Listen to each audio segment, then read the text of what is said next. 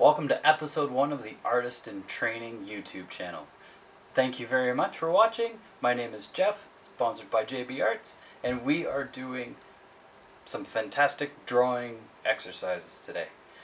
Every artist needs two things: creativity and challenge. If you don't have either of those things or just one of those things, you get bored. Take a look at adult coloring books, for example. How many people do you know have actually finished an adult coloring book? They're fun to get started, but without the challenge, people get bored of it quickly. So, welcome. We're going to get started in just a second. Thanks for watching.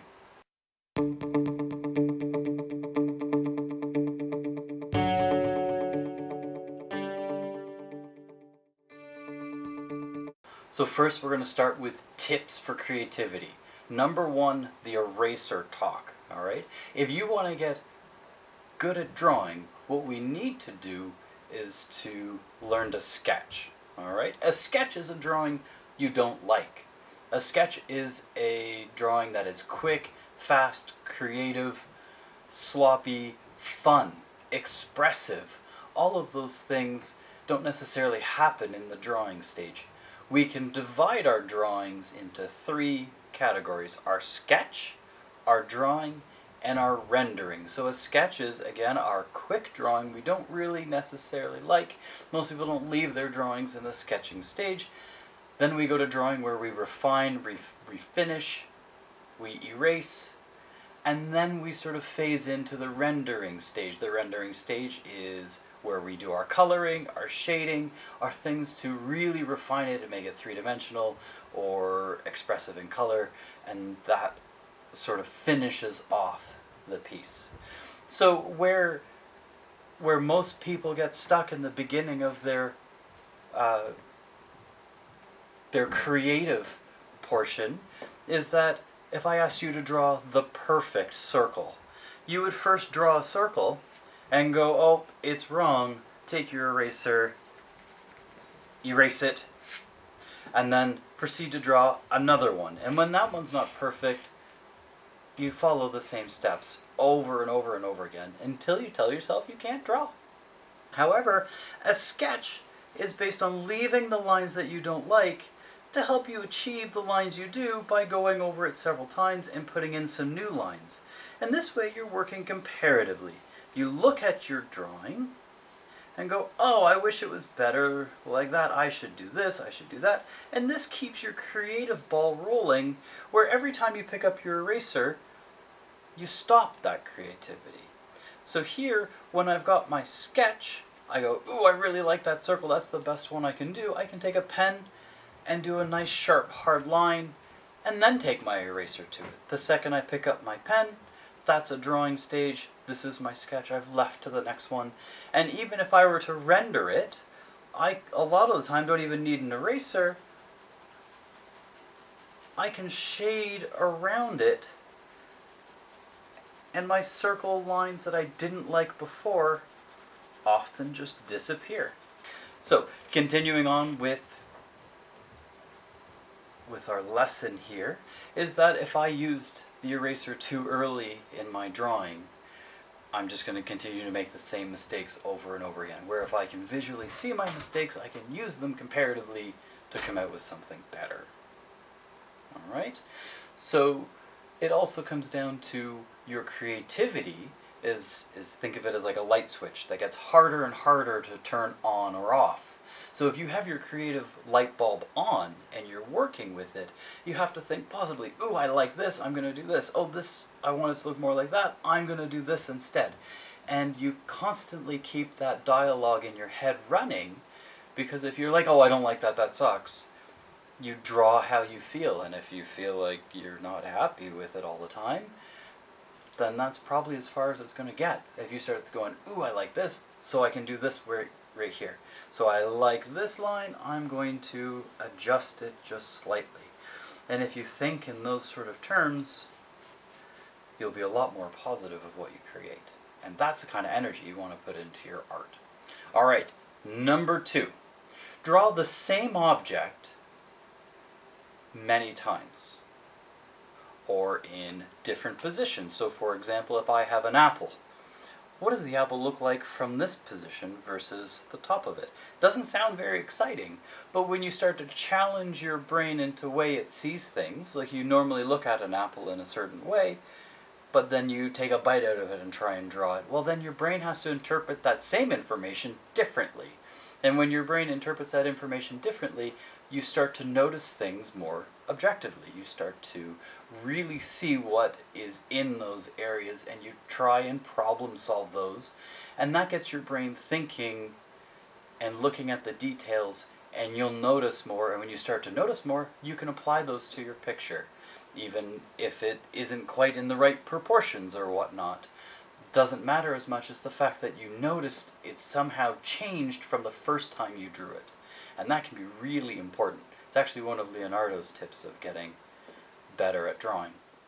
Alright, so creative tip number 3 is play with new materials. Experiment with, if you've always used pencil, it's an easy step to get yourself a water-soluble pencil and see how that works.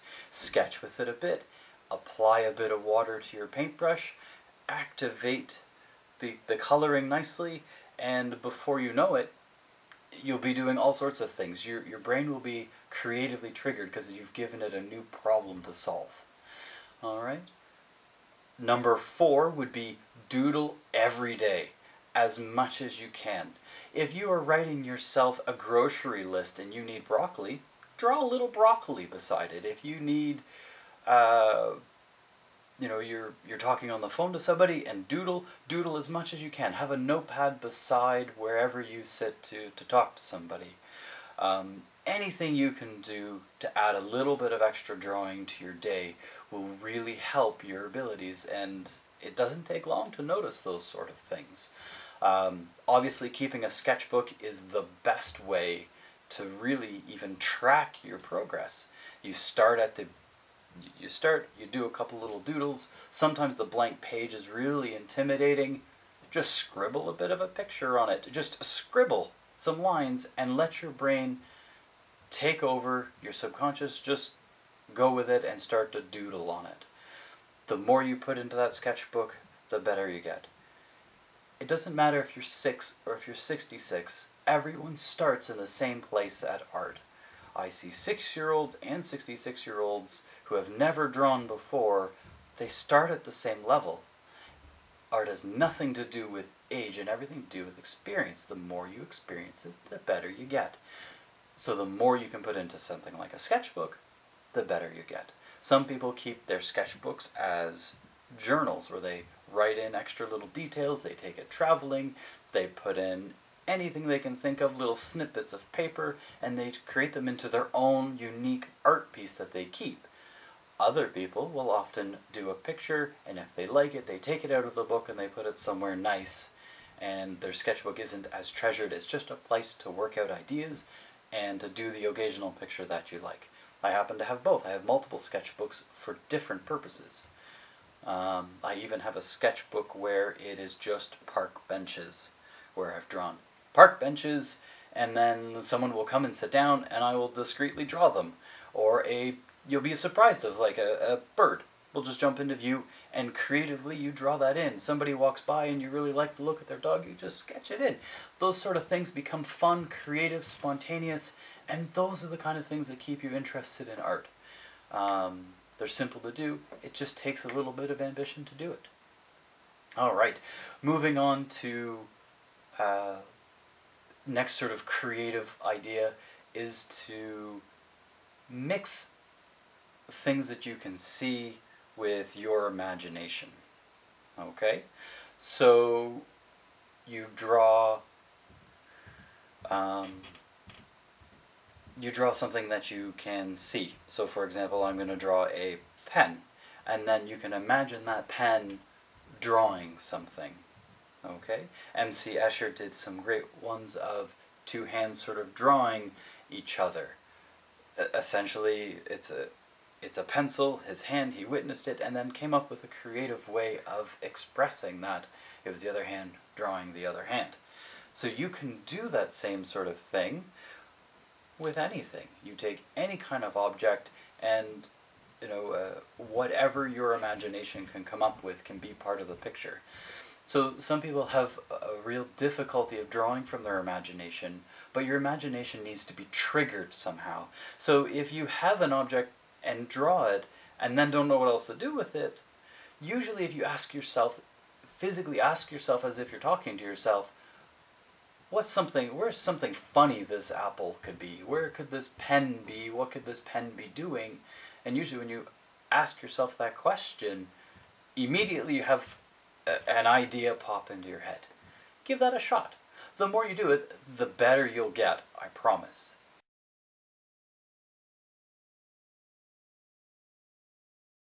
Thanks for welcome back. If you really like this kind of material, let me know. Like, comment, share, click the subscribe icon. All of those things could really help. This is my first go at it. I have thousands of different lessons, techniques, materials to show you. I've been doing this 20 years and I really want to make sure that these kind of things get out to the most amount of people. I think I have a real skill to share, and I'm really happy to see this information get out to people. There's a lot of great information on YouTube and I'm glad to be a part of it. So let's get into challenging yourself. So the first step was creativity. Make sure that you are able to express yourself in an engaging way, and that's where you'll find the most sort of satisfaction. I've never met an artist who has claimed to like a painting so much that if they were to do it again, it would be exactly the same. Part of the process of creating things is, ooh, if I were to do it again, I'd do this a bit different, I'd do that a bit different, and that's what keeps the challenge going, and that's what keeps your inspiration going of creating. Alright, so we want to make sure that we can challenge ourselves with every single art piece that we do. That's sometimes when people struggle in creativity, is when they don't know how to challenge themselves. So here are some great 5 tips to start challenging yourself.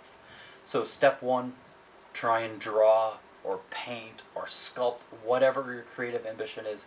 Try and go bigger. Now you don't have to go to the size of this room, just try going slightly larger sketchbook. Start drawing on a slightly larger pad. Try a large painting on even cardboard. Alright, you can paint on virtually any surface, just go a little bit bigger. And that way it's not too much of a stretch outside your comfort zone, and it's a good way to really involve yourself. Next would be trying to draw from different angles than you weren't expecting. So for example, if you're drawing a apple on a table, what would that apple look like if you were sort of peeking over the edge of the table? What would it look like if you were looking sort of straight down on it?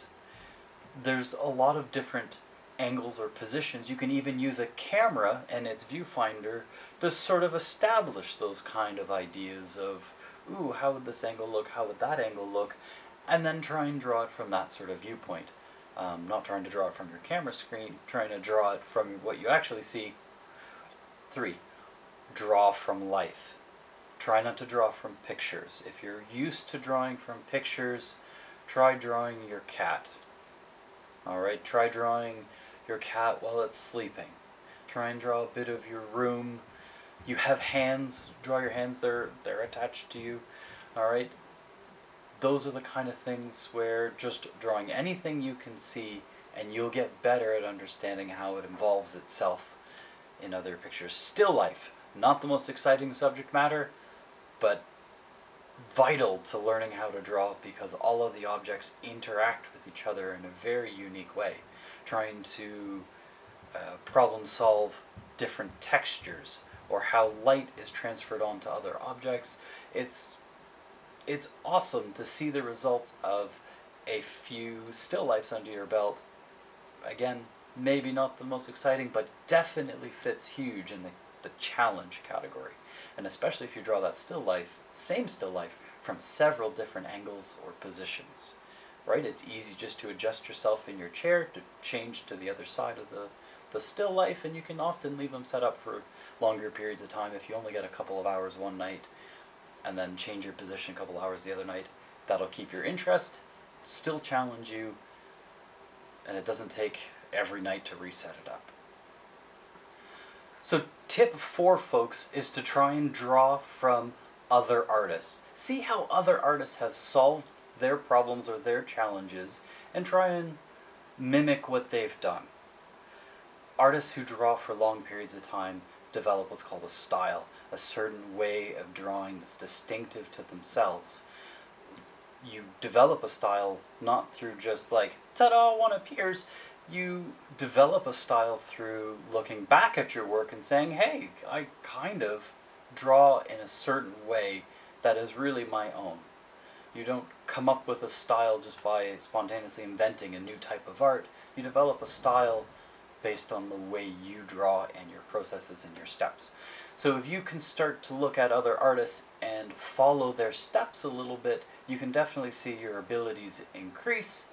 It's a good challenge, and that should push you forth into other inspirational sort of things. Even visiting an art gallery, doing a couple of doodles from there, or just studying it a little bit.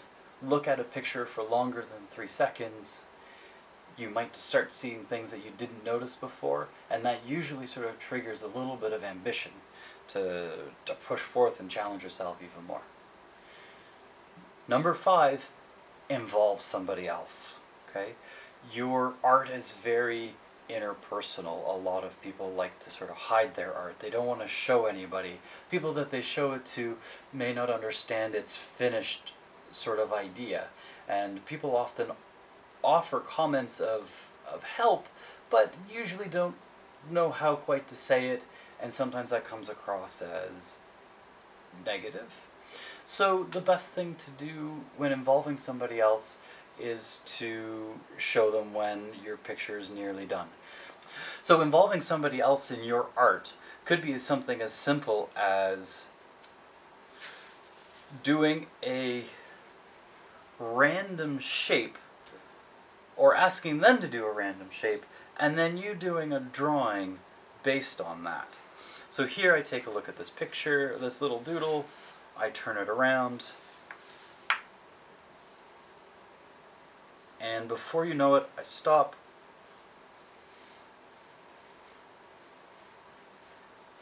and much like looking at a cloud and imagining a dinosaur or a unicorn in the cloud, here I just imagined a quick little dog with an interesting collar.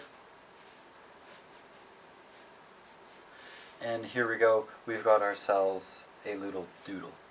Now, the challenge is definitely to come up with something every time we do it. If I traced out this image, this little doodle here, I could probably come up with a dozen different things that could be. Now, if you ask somebody else to do that doodle for you, usually it triggers more creativity.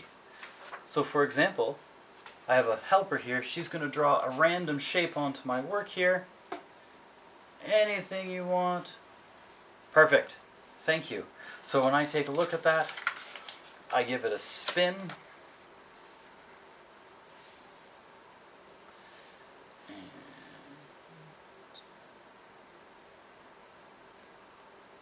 There we go. So I see this as being sort of a rock face, this being somewhat of a cavern, trees sort of growing up through here and these sections. There is a path sort of coming up the hill and going around here. There's another little lookout, and this ends up becoming an interesting spot for people to look out, take pictures. Okay. All right. The people are only that big.